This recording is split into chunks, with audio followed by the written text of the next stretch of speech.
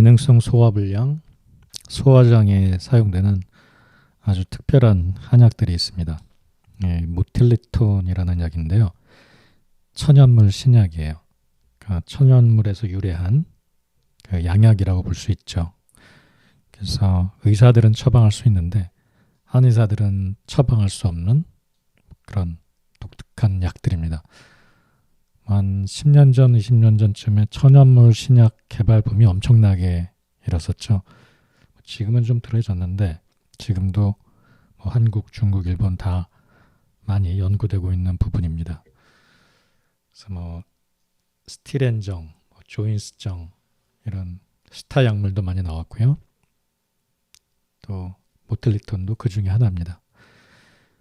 우리나라 내과에 방문하는 많은 환자들이 기능성 소화장애, 펑셔널 디스펩시아로 방문하게 되는데 사실 한방 치료에 대한 그 환자들의 인식도 굉장히 좋거든요.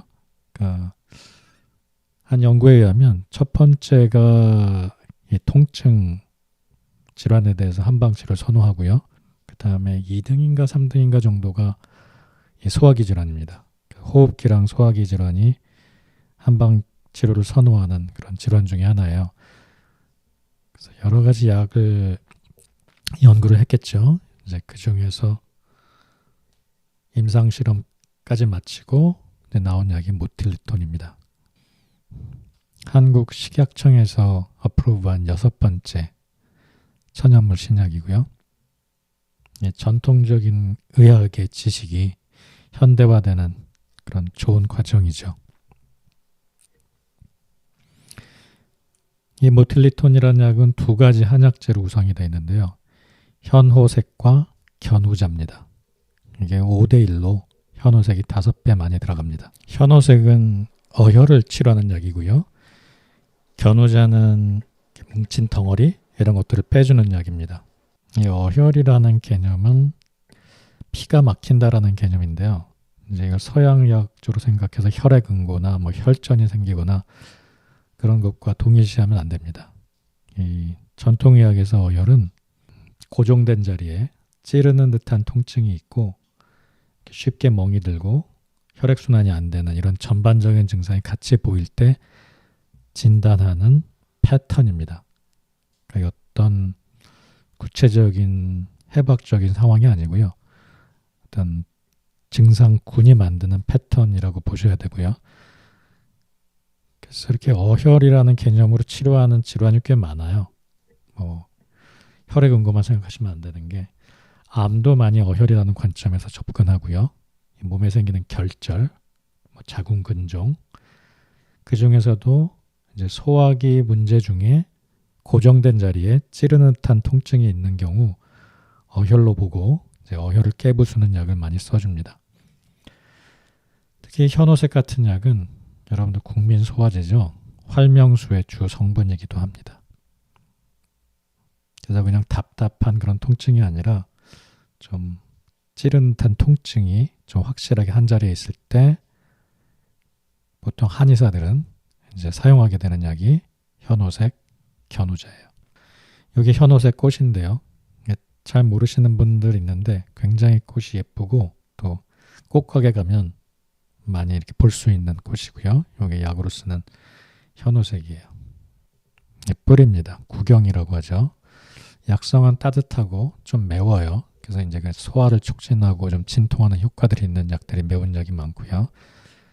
그다음에 가장 첫 번째는 활혈한다고 하지만 이것이 기가 체해서 혈이 많이 뭉쳐진 그래서 고정된 자리에 통증을 딱 자리 잡고 있는 그런 경우에 통증을 완화하는 목적으로 많이 쓰입니다. 똑같은 활혈제라도 유향이나 몰약과 같은 약은 관절 통증에 많이 쓰이고요. 이렇게 현호색 같은 약은 복통 쪽에 많이 쓰입니다. 어혈약이기 때문에 전반적으로 임신 중 사용 금지라고들 많이 얘기하는데 그럼 이게 사실 활명수에도 들어간다 그랬잖아요. 그래서 활명수에도 문제가 됐었는데 식약청에서는 그동안 사용된 양과 보고된 케이스를 봤을 때 의미 없다라고 얘기했습니다. 다음 약은 견우자입니다. 이게 나팔꽃이죠. 그래서 나팔꽃의 종자입니다. 현호색은 구경, 뿌리였고요. 요거는 종자를 씁니다. 종자를 보면 좀 모양이 독특하게 생겼어요. 이렇게 반달을 쪼개놓은 이렇게 뭔가 이렇게 4분의 1로 사과를 깎아놓은 것 같은 그런 모양의 독특한 모양의 씨앗입니다. 성질은 좀 차고요. 셉니다. 한방에서는 준하축수약으로 보통 구분을 하는데요. 이렇게 몸에 있는 어떤 병사, 나쁜 영향을 끼치는 물질들을 강력하게 빼내는 역할을 합니다. 그래서 뭐 담이라 그럴 수도 있고, 뭐 기생충이라 그럴 수도 있고, 그래서 이것도 보하는 성질보다는 사하는 성질의 약이고요. 역시 마찬가지로 임신에는 사용 금기로 되어 있습니다. 견우자, 현호색 모두 다 체질이 약한 사람한테는 쓰지 않는 걸로 되어 있어요. 그런데 좀 의문이 남죠. 이제 기능성 소화불량 환자들이 식욕도 없고 또 체질이 약한 경우가 많이 있거든요. 그럴 때 이런 약을 쓸 수 있는가 하는 의문점은 좀 남습니다. 서양의학적인 작용 기전을 보면 모두 다 위장관 운동을 촉진시킨다고 해요. 그래서 견우자, 현호색이 들어갔을 때 위장의 운동이 더 활발해지고 더 강력해진다는 거죠. 주요 타겟은 펑셔널 디스펩시아, 원인이 잘 밝혀져 있지 않은 내시경을 해봐도 별 문제가 없고 그런 소화장애에 주로 사용이 되고요. 이게 멀티플 메커니즘이라고 해요. 다양한 작용 경로로 작용한다는 거죠. 그래서 또 장점이 있고요.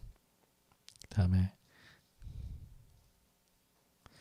많은 연구들에서 꾸준한 효과를 보여주고 있고 먹어본 사람들도 효과를 많이 봤다고 하는 약들입니다. 임상연구 요거는 IBS, 그러니까 과민성 대장증후군, 장증후군이죠. 4주간의 실험이었는데 이 위약 대조군을 이용한 실험이었어요.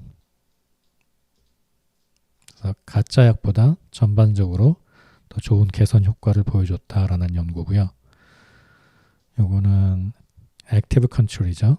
그러니까 현대 사용되고 있는 약 PPI 제제랑 모틸리톤을 비교한 논문인데요. 하나는 한약만 천연물 신약 모틸리톤만 쓰고 하나는 PPI 제제만 쓰고 하나는 두 개를 같이 썼는데 세 그룹 간에 다 유의한 차이가 없었습니다. 그러니까 다 좀 효과가 있었다는 얘기인데 좀 이 연구는 아쉬운 거는 플라시보 대조군도 있어야 됐었지 않을까 싶습니다. 기능성 소화장애 같은 게 위약의 효과가 또 많이 크니까요.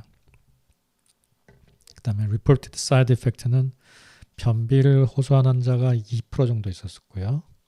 유주분비, 그 다음에 빈맥, 그다음에 어지러움증 이런 것들이 보고됐었는데 한방적으로 보면 이런 약들은 오히려 피로감, 기운이 빠지는 느낌, 사하는 약이기 때문에 오히려 비기가 허한, 그러니까 소화기능이 약한 사람이 오랫동안 먹으면 소화기능이 오히려 더 떨어질 수 있다고 봅니다. 그런 부작용은 전혀 반영이 되어 있지 않죠. 여기 기타 부작용 보면 설사가 있는데요. 설사도 생길 수 있죠. 이제 견우자가 준하축수약이니까요.